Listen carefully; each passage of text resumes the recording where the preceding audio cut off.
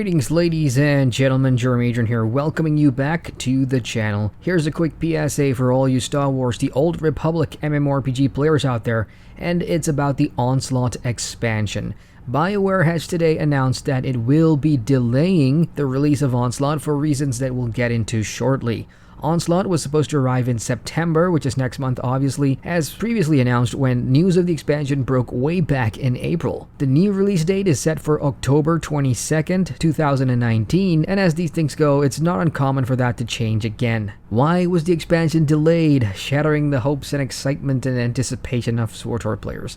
The answer is a simple one, really. Senior producer of SWTOR, Keith Koenig's post on the official website states that Onslaught simply wasn't ready, and the team needs more time with it. One of the major drivers behind that decision was the feedback from the expansion being tested on the public test server since late June. It appears that both internal and external responses from playtesting the new systems and content on the PDS suggest that adjustments needed to be made, and that's what the extra month is for. First of all, credit is given where credit is due, and I personally commend the dev team for actually listening to all the feedback on the PDS and then making the hard decision to delay the expansion. That is what PDS is for. A valuable tool to gauge feedback and make quality changes, and not used for some hype marketing, let's get all the streamers in for buzz kind of bullshit. Still, the news is tough to hear, especially for players who recently subscribed to the game again in time for next month, and I can understand the frustration here. The Nautilus race as a subscriber reward was going to be given to all subscribers on launch day. That was the previous plan,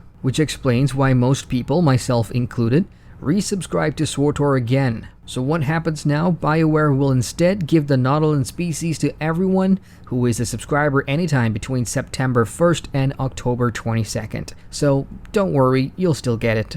For players who are currently testing Onslaught on PDS, some of the new changes made to things like Spoils of War and the new operation should be available for testing in a few weeks, while more sweeping adjustments are coming too, especially for the new gear progression systems like tactical gear, amplifiers, and others. So, what do you think? Good decision to delay the expansion in favor of making the content the best it can be? I've not gone on the SWTOR PDS myself as I don't want to spoil Onslaught at all, because it's going to be my homecoming expansion launch of some sort. I missed the launches of both Knights of the Fallen Empire and Eternal Throne. But I'm still curious though about how far off the expansion really was.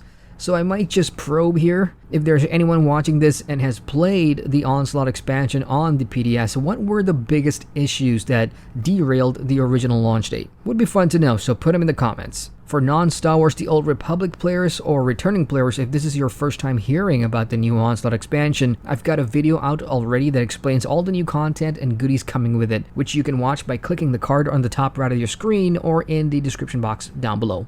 Now onward to the next PSA, and this one's for MMORPG players in general, or anyone itching to try something new for a week. If you've been curious about the Elder Scrolls Online, you have an opportunity to jump in right now because ESO's latest free-to-play event is now live.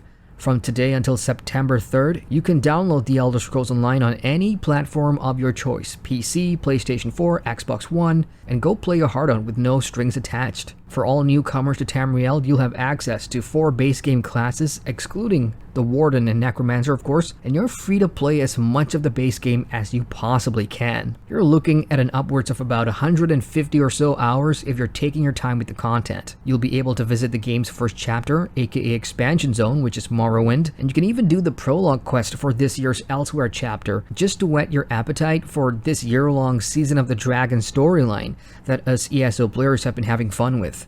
And last but not least, you also get 500 crowns to spend in the cash shop, which is an interesting thing to give newcomers, but hey, it's something. And just so you know, the good stuff you'll probably really want in the cash store is going to cost a lot more than that. If you have taken part in this free event before, you can actually come back and continue where you last left off to carry on your adventures with the same account. To everyone planning on jumping in for the first time, hey, have fun, give it a fair shake, try it out with some add-ons maybe, and if you want to see more Elder Scrolls Online specific gameplay or content reviews to help you decide if it's worth it in the long run, I've done a bunch of those on my channel too, which you can check out. But the Elder Scrolls Online as a buy-to-play MMORPG is one of the best ones out there, and it's very easy for me to recommend it. And that's all for this quick PSA, folks. If you have thoughts on either one of these games, share them in the comments down below. Hit the like button if you feel like hitting things, and hey, feel free to subscribe to the channel if you're new here. It's free, and it notifies you whenever there's important MMORPG news. Once again, I'm Adrian, and I thank you for watching.